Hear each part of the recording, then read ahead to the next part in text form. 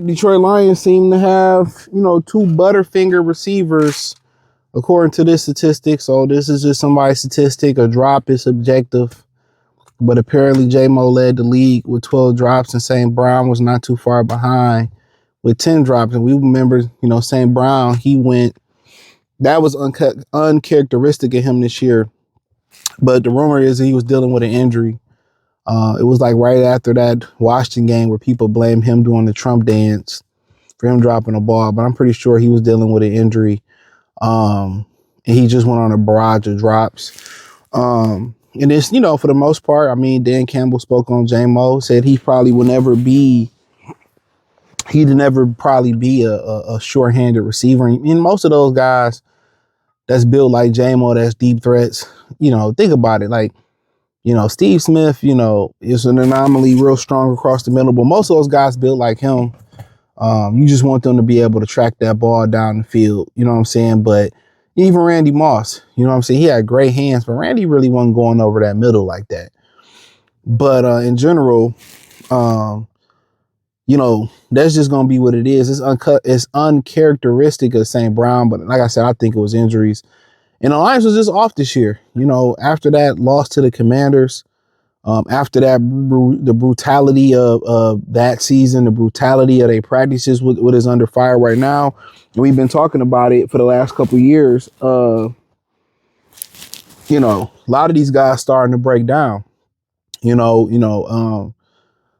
it be concentration? Could it be injuries? Could it be, and John Morton took a lot of flack for a lot of things that was going to go awry anyway. They were going to go astray, whether it was adjusting after Frank Ragnow, whether it was just the brutality of the practices that they've been in, the long runs, adding an extra game to the season, playoff runs. You know what I'm saying? Like, and they practice like hell. They training camps are hell. You know what I'm saying? So we start really digging into, some of the extra stuff. But for J-Mo, he talking about he wanted to get stronger.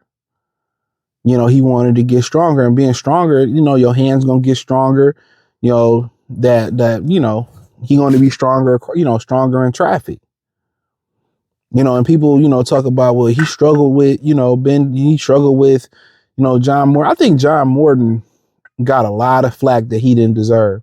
I think you can actually make a case that John Morton should be coming back as the offensive coordinator. A lot of people are going to disagree with me with that, but it's my first time calling plays. I'm not going to be great at it. I'm legitimately not going to be great. It wasn't my fault that we couldn't fix the interior line. It wasn't my fault that the receiver started to drop the ball. We put up points. We were explosive, but we couldn't really run the ball because, we didn't really have, the people eaters in the middle. We didn't really have those guys, the snow plowers in the middle.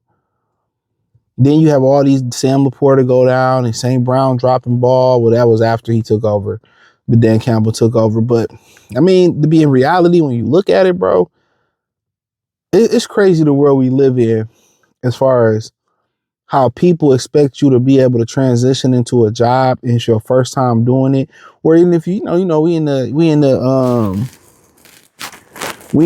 in a society where you go to college and then you got to have 20 years of experience and have a degree. And it's like, how do I get the experience if I just graduated to get the degree? You feel what I'm saying? Like that. Like, even when you go into spaces where like sports where it's male dominated, it's like to the point where if you don't do a great job right away, they're ready to yank you. Nobody had no patience to develop. You seen it with Bill Belichick, I believe, when he was with the Browns.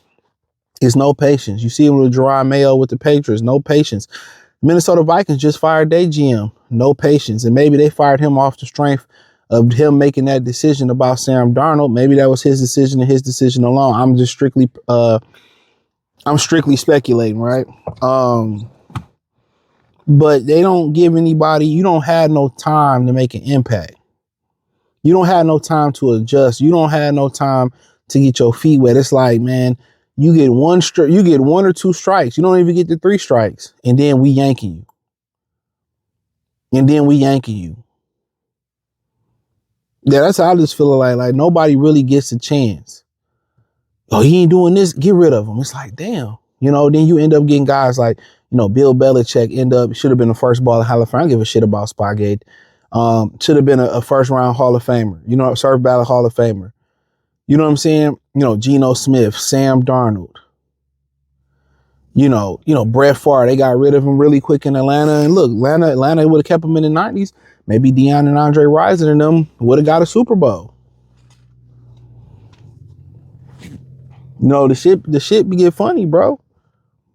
That's one thing you learn when you in male-dominated spaces, whether it's a mechanic, whether it's, you know, just a plant, whether it's the, you know, in sports, most men expect for you just to, you know, just to pick it up naturally.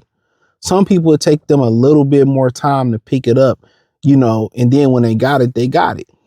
But, you know, for the most part, just a lot of things was working against John Morton. But, you know, the receivers didn't have a great year this year. I mean, we all can talk about that with some drop balls here. The offensive line went through a transition. We knew when Frank walked away, and that's what it was. You could say they kept Zypher or whatever, but for the most part, they got to be better. I know St.Brown is going to be better catching the ball. I just think he has some injuries there, but J-Mo got to be better. You know, J-Mo got to get better. He got to get stronger.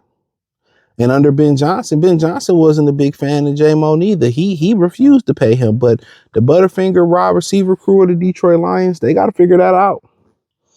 To my opinion, I think St. Brown, Tesla, they'd be okay. But J-Mo is the one they got to be they catch the ball better. You know, it's a lot of, you know, it was one I remember towards the end of the season. He tried to run before catching it. I mean, he got to be more stern, more strong. And most of that power that he probably need to gain is in the lower body and in the hands. But it's a lot of balls that he dropped that's concentration balls. He dropped a lot of concentration balls. You know, there was one where I think Golf was about to, he would have you know, put it on him, you know, on the in a Green Bay game and Thanksgiving game. He would have just put it properly. He would have still ran for a touchdown. But if you don't really put it in his strike zone or his catch radius, you put it on the back hip or you a little bit off, you know, J-Mo, he gonna drop it. He gonna drop it. And somebody, and I think a lot of people mention this in the comment section, is that him and Golf just don't have great chemistry. I think, you know, through the Ben Johnson or through the John Morton and now through Drew Petzing, Golf and J-Mo don't have great camaraderie. I don't think they're a proper match for each other, but it is what it is. But the Butterfinger Detroit Lions wide receivers, let me know what you girls and guys think. Thumbs up the video, share the video, subscribe to the channel, check out Detroit Lions Talk playlist for more videos like this. Appreciate the love and support. Hit the link tree. You can find me on X, Facebook, Kick, Instagram, the whole nine. Peace.